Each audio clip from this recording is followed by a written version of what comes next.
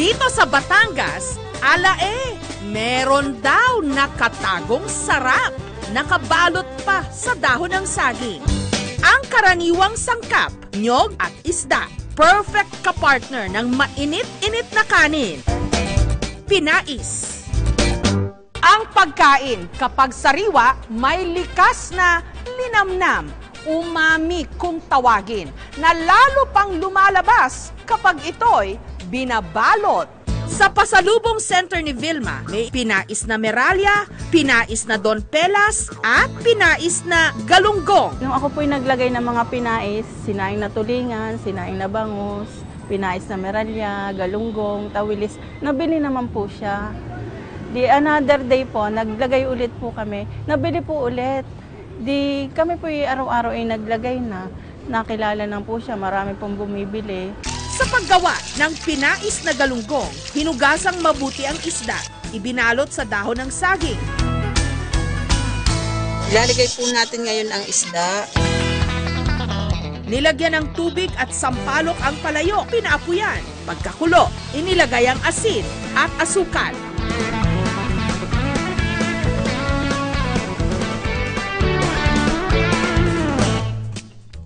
Ang sarap.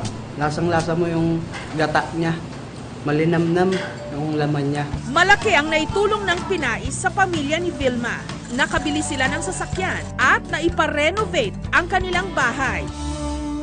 Sa bayan naman ang pagbilaw sa Quezon, nagkalat ang mga puno ng nyog. Kaya marami rito nagluluto ng pinais. Pinais! Pinais! Si Elmer, kilala sa Quezon sa pagluluto ng pinais na alimango. Nagistan ko na yan simula nung ako'y maging tao. Oo, nakikita ko na yung aking amama. Amama ang tawag dito sa amin ng lolo. Aliw naman ako makita ko na nagagawa siya, ganyan, nanonood ako. Pagmamalaki niya, kaya raw binabalik-balikan ang kanyang pinais, hindi ito katulad ng ibang pinais na inilalaga lang. Ang kanyang pinais na alimango, iniihaw. Kinayod ang nyog, tinimplahan ng paminta, bawang at asin. Sunod na binuksan ang alimango, ipinatong sa nyog na may asin at paminta. Ang alige, inihalo sa tinimplahang gata, binalot sa dahon at saka itinali. Sunod itong iniluto sa sabaw ng nyog nung natuyo ang sabaw at saka inihaw.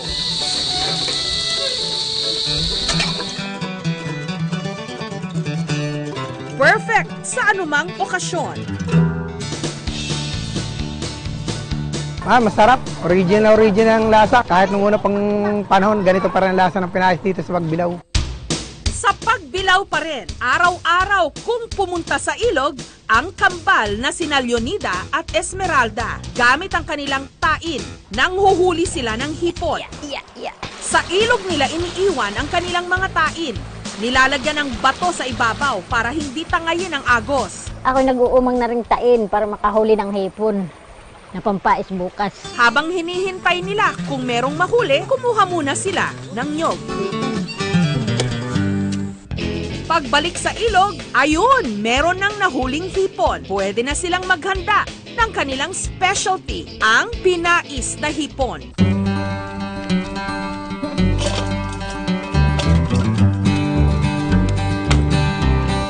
Kinayod ang nyog habang pinaapuyan ang saging. Isa-isang tinanggal ang ulo ng hipon, pinakatas para makuha ang taba at saka inihalo ito sa kinayod na nyog. Pinaghalo-halo ito, inilagay sa dahon ng saging. Ipinatong dito ang mga hipon, isinarado, iniluto. Para raw mas sumarap, pinatungan ng sangkalan.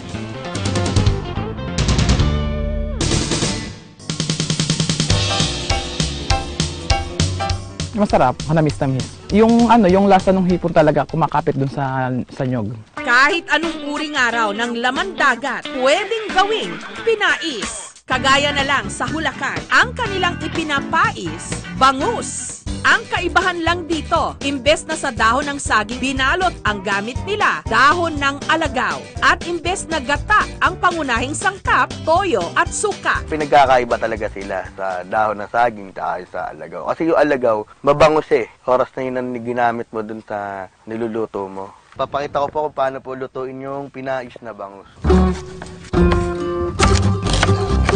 Pagkatapos natin iwain ng mga gulay, pagsama-samahin natin sa isang mangkok. Tapos lagyan natin siya ng dahon ng alagaw. Tapos lagay natin yung ating bangus.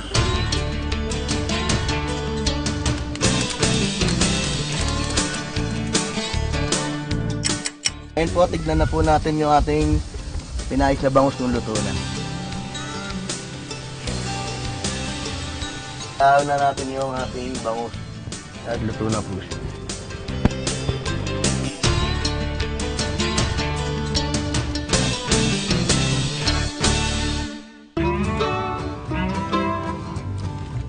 Sarap.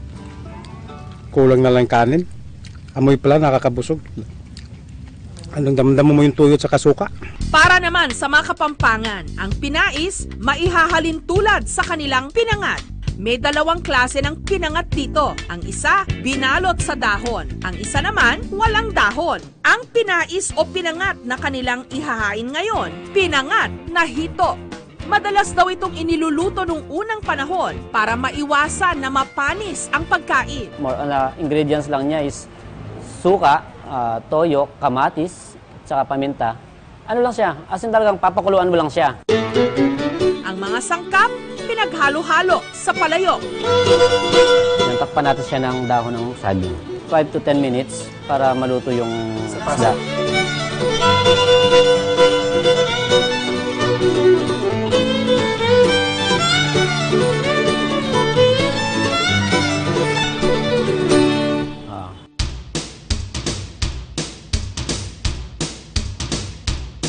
Kanyaman. Ang paboritong pinangat naman ng mga taga Bulacan, pinangat na ayungin.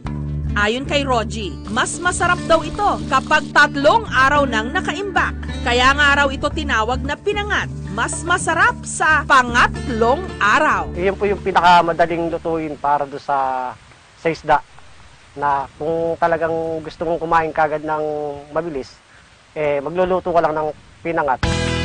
Pinaapuyan ang isda at saka nilagyan ng kamatis, asin at suka. Pag lumawit na raw ang mata ng ayungin, pwede nang lagyan ng mantika hanggang maluto.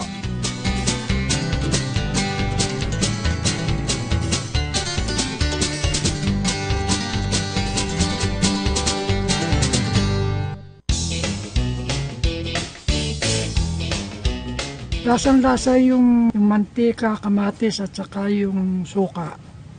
Malinamnam. Ang mga nakabalot na putahing ito, kapag binuksan, tsak, mapapasigaw ka raw sa sarap. Buong Pinay! Buong Pinay! Thank you for watching, mga kapuso. Kung nagustuhan niyo po ang videong ito, subscribe na sa GMA Public Affairs YouTube channel. And don't forget to hit the bell button for our latest updates.